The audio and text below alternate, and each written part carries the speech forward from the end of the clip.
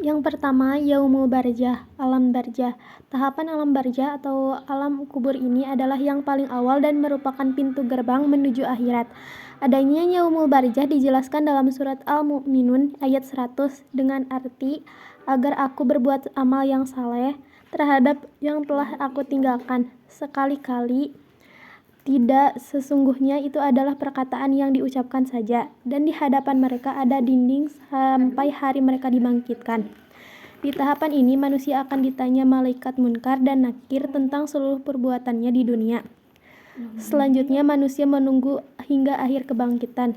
Adapun nikmat kubur dan siksa kubur dalam yaumul barzah. Yang pertama, nikmat kubur. Nikmat kubur adalah anugerah yang diberikan oleh Allah kepada orang-orang beriman dan beramal saleh selama mereka berada di alam barzah.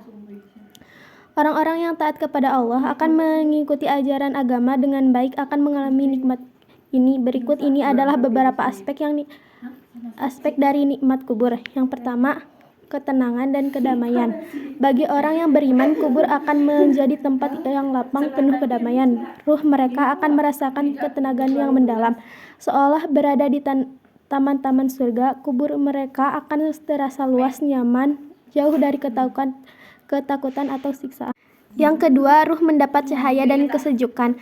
Ruh orang yang beriman akan dikelilingi oleh cahaya yang memberikan mereka kenyamanan dan ketenangan.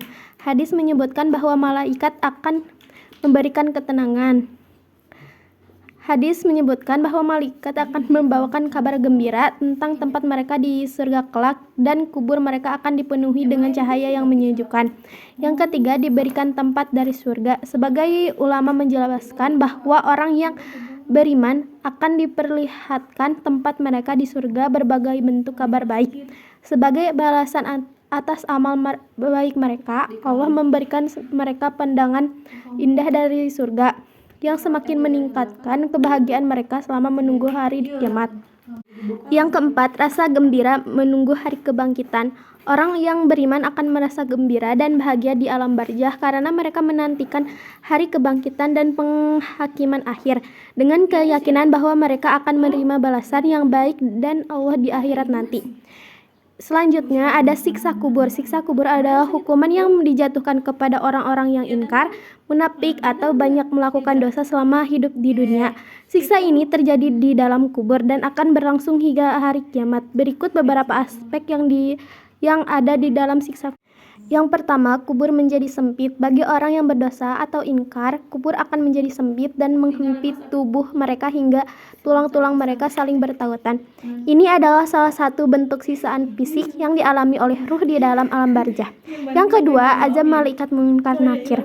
Ketika malaikat munkar dan nakir datang untuk menanyai ruh di dalam kubur, orang-orang yang ingkar atau tidak beriman akan kesulitan menjawab pertanyaan mereka. Akibatnya, mereka akan dihukum oleh malaikat ini. Mereka bisa disiksa dengan cara dipukul oleh tongkat besi yang sangat keras sehingga menambah penderitaan mereka. Yang ketiga, azab kubur yang terus berlangsung. Siksa kubur akan terus berlangsung tanpa henti bagi mereka yang berdosa hingga datangnya hari kebangkitan. Di dalam kubur, ruh mereka akan merasakan panas, kegelapan, dan siksaan yang tiada henti. Siksa ini berupa serangan dari binatang-binatang kubur, panas yang menyengat, serta perasaan cemas dan ketakutan yang mendalam. Yang keempat, perasaan penyesalan. Orang yang disiksa di dalam kubur akan terus-menerus merasakan penyesalan atas apa yang mereka lakukan di dunia. Mereka akan menyesali amal buruk dan dosa-dosa mereka. Tetapi penyesalan ini tidak dapat mengubah nasib mereka. Mereka akan berharap untuk bisa kembali ke dunia untuk memperbaiki kesalahan. Tetapi hal itu sudah tidak mungkin terjadi. Yang kelima, kubur seperti api neraka. Bagi orang yang berdosa besar, kubur mereka akan menjadi salah satu lubang-lubang api neraka. Mereka akan merasakan panas yang membakar dan sebagian bentuk sisaan neraka akan dirasakan sejak di alam kubur. Yaumul Ba'ats, hari kebangkitan. Pada tahap ini, seluruh manusia dibangkitkan kembali menuju padang mahsyar. Kebangkitan manusia pertama hingga paling akhir terjadi usai malaikat Israel meniup sangkakala yang kedua. Adanya Yaumul Ba'ats dijelaskan dalam surat Yasin ayat 51 yang artinya, dan ditiuplah sangkakala, maka tiba-tiba mereka keluar dengan segera dari kuburnya menuju kepada Tuhan mereka. Pada tiupan sangkakala kedua, Malaikat Israfil akan meniup sangkakala kedua yang akan membangkitkan semua makhluk dari kematian. Setelah tiupan ini, manusia akan bangkit dari kubur mereka. Proses kebangkitan ini disebut al-ba'ats, yaitu menghidupkan kembali jasad-jasad yang telah mati. Keadaan manusia akan dibangkitkan dalam kondisi tanpa pakaian, tanpa alas kaki, dan belum disunat. Meski demikian, mereka akan diliputi oleh perasaan cemas dan takut, sehingga mereka tidak akan memperhatikan penampilan fisik mereka. Kebingungan dan kekacauan. Saat bangkit dari kubur, manusia akan berada dalam keadaan bingung dan cemas karena melihat perubahan drastis di alam semesta. Mereka tidak akan tahu harus kemana dan apa yang sedang terjadi. Kecemasan dan ketakutan akan melanda setiap orang. Yang ketiga ada Yaumul Mahsyar atau hari berkumpulnya seluruh manusia. Manusia selanjutnya dikumpulkan di padang mahsyar pada tahap yang juga ditulis Yaumul Mahsyar. Seluruh manusia akan menerima catatan amalnya secara rinci tanpa terkecuali. Yaumul Mahsyar digambarkan sebagai lapangan luas tanpa kehidupan. Di tempat ini, semua makhluk berkumpul untuk menunggu hisab, mulai dari makhluk pertama hingga makhluk yang terakhir hidup, termasuk manusia, jin, dan sebagainya. Selanjutnya, Allah Subhanahu wa Ta'ala akan mengadili setiap manusia dengan seadil-adilnya, sesuai dengan Quran Surat Az-Zumar ayat 69, yang artinya, dan terang benderanglah bumi dengan cahaya keadilan Tuhannya, dan diberikanlah buku perhitungan perbuatan masing-masing, dan didatangkanlah pada para nabi dan saksi-saksi, dan diberi keputusan di antara mereka dengan adil, sedang mereka tidak dirugikan. Ketika di padang mahsyar, 1 hari di sana sama dengan 1000 tahun di dunia. Al-Hafidh Ibnu Katsir mengatakan, di dalam sebuah hadis dijelaskan bahwa mereka kelak akan berdiri selama 70 tahun dalam keadaan tidak berbicara sedikit pun. Ada yang mengatakan mereka berdiri selama 300 tahun, ada lagi yang mengatakan mereka berdiri selama 4000 tahun. Setelah itu baru diputuskan perkara mereka seukuran 10.000 tahun. Manusia akan berada di padang mahsyar dalam keadaan telanjang, tanpa alas kaki, dan belum dihitan. Padang mahsyar sangat panas karena jarak matahari hanya sejengkal dari sana. Manusia akan tenggelam dalam keringatnya masing-masing sesuai dengan amalannya. Nabi Muhammad akan memberikan syafaat kepada 7 hamba pilihannya di padang mahsyar. Selanjutnya yaitu Yaumul Hisab atau hari perhitungan. Setelah menerima catatan amal, segala perbuatan manusia selama hidup dihitung dan diperlihatkan. Umat pertama yang dihisab adalah umat Nabi Muhammad SAW terkait salatnya. Pada Yaumul Hisab, seluruh anggota tubuh ikut bersaksi sesuai firman Allah Subhanahu wa Ta'ala dalam Quran Surat An-Nur ayat 24. Yang artinya pada hari ketika lidah, tangan, dan kaki mereka menjadi saksi atas mereka terhadap apa yang dahulu mereka kerjakan. Yaumul Hisab juga adalah pengingat bahwa dunia ini hanya sementara dan akhirat adalah tujuan sejati setiap individu. Penyaksian amal. Catatan amal. Setiap orang akan menerima buku catatan amal yang berisi seluruh perbuatan mereka selama hidup. Bagi yang beriman dan beramal soleh, buku tersebut akan diberikan di tangan kanan. Sementara bagi orang yang berdosa, buku tersebut akan diberikan di tangan kiri atau dari belakang. Penyaksian oleh saksi. Anggota tubuh manusia seperti tangan, kaki, dan mulut akan menjadi saksi atas apa yang mereka lakukan. Mulut akan dikunci dan anggota tubuh akan berbicara sebagai saksi atas perbuatan baik atau buruk yang dilakukan. Beberapa upaya yang dapat dilakukan sebagai persiapan menuju Yaumul Hisab diantaranya sebagai berikut. Yang pertama adalah tobat. Bertobat adalah langkah pertama dalam persiapan menuju Yaumul Hisab. Dan yang kedua adalah amal baik. Meningkatkan amal perbuatan baik adalah cara untuk mengumpulkan pahala yang akan menjadi bekal di akhirat. Selanjutnya, Yaumul Mizan atau hari penimbangan. Pada tahap ini, manusia akan menerima hasil timbangan seluruh perbuatannya selama di dunia. Semua akan ditimbang mulai dari amalan yang terkecil hingga paling besar tanpa adanya yang luput. Manusia yang selama hidupnya selalu beriman dan beramal soleh tentu bahagia menerima timbangan Allah Subhanahu wa Ta'ala. Namun, berbeda dengan umat yang selalu melanggar ketentuan Allah Subhanahu wa Ta'ala dan Rasul-Nya. Adanya Yaumul Mizan dijelaskan dalam surat Al-Anbiya ayat 47, yang artinya, kami akan memasang timbangan yang tepat pada hari kiamat, maka tiadalah dirugikan seseorang barang sedikit pun. Dan jika amalan itu hanya seberat biji sawit pun, pasti kami mendatangkan pahalanya. Dan cukuplah kami sebagai pembuat perhitungan. Penimbangan amal. Setelah catatan amal diperiksa, amal kebaikan dan keburukan akan ditimbang di mizan. Mizan adalah timbangan keadilan Allah, di mana amal kebaikan dan dosa setiap individu akan diperhitungkan secara adil. Amal kebaikan yang berat.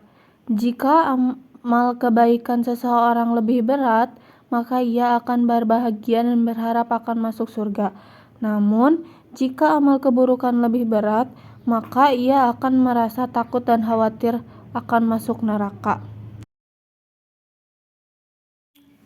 Yaumul Sirot, hari melewati jembatan. Idik Saiful Bahri, SHMH, dalam bukunya Konsep Mayoritas Ahli Sunnah wal Jamaah, jembatan atau jalan yang dimaksud adalah jembatan yang menghubungkan dan mengantarkan manusia ke surga atau neraka.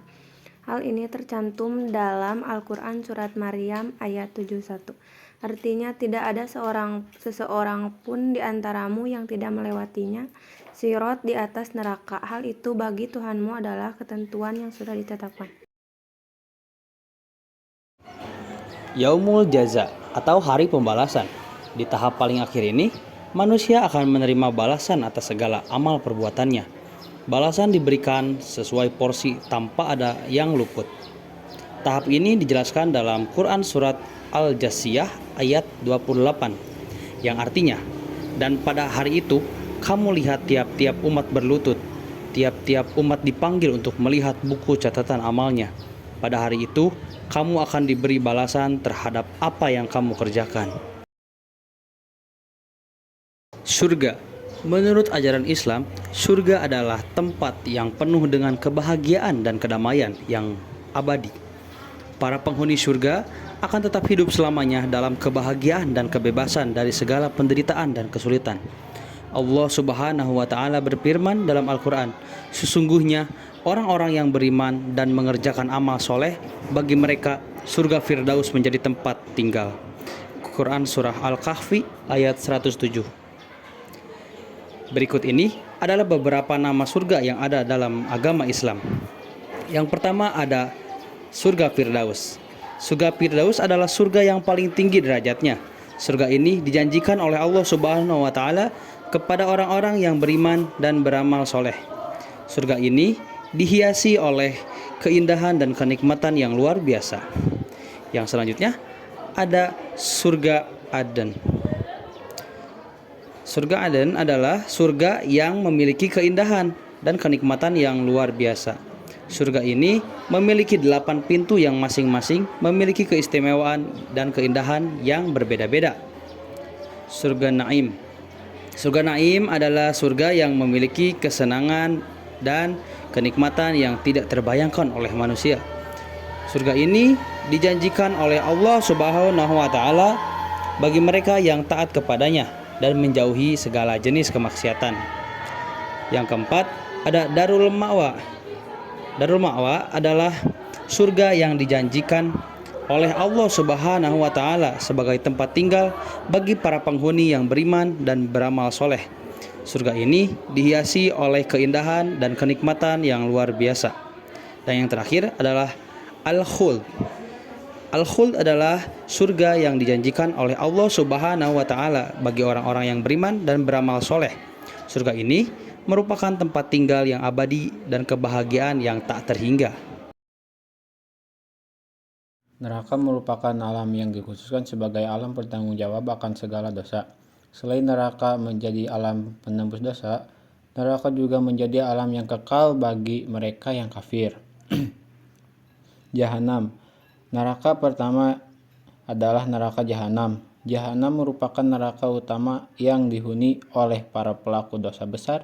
Calon penghuninya termasuk para pembunuh, penyembah berhala, dan orang yang melakukan zalim terhadap sesama manusia. Sakor. Neraka kedua adalah neraka Sakor. Sakor adalah neraka yang dikenal dengan api yang menyala-nyala. Calon penghuninya adalah orang-orang yang menentang Rasul Allah dan melakukan kesombongan. Utama. Neraka ketiga adalah neraka utama. Neraka utama dipahami sebagai tempat penghancur yang dahsyat. Calon penghuninya adalah mereka yang mengumpulkan harta secara tidak halal dan menolak memberikan hak-hak fakir miskin. Jahim. Neraka keempat adalah neraka Jahim. Jahim adalah neraka yang memiliki api yang menyala dan melahap. Calon penghuninya adalah mereka yang berbuat zaliman dan menyakiti orang lain secara fisik maupun emosional. Lado. Neraka kelima adalah neraka Lado. Lado merupakan neraka dengan api yang berkekuatan. Calon penghuninya adalah mereka yang terjerumus dalam perbuatan maksiat seksual dan melakukan perbuatan zina. Hafiyah. Neraka keenam adalah neraka Hafiyah. Neraka Hafiyah dikenal sebagai tempat penderitaan yang sangat dalam. Calon penghuninya adalah mereka yang berbuat curang dalam timbangan dan ukuran serta terlibat dalam kecurangan dalam urusan dunia. Sa'ir. Neraka ketujuh adalah neraka Sa'ir. Neraka Sa'ir ditandai dengan api yang membara. Calon penghuninya adalah mereka yang melakukan kesyirikan dengan menyekutukan Allah dalam ibadah. Hawiyah. Neraka yang terakhir adalah neraka Hawiyah. Hawiyah adalah neraka yang digambarkan sebagai jurang yang dalam dan gelap. Calon penghuninya adalah mereka yang terlibat dalam riba dan melakukan transaksi yang tidak halal.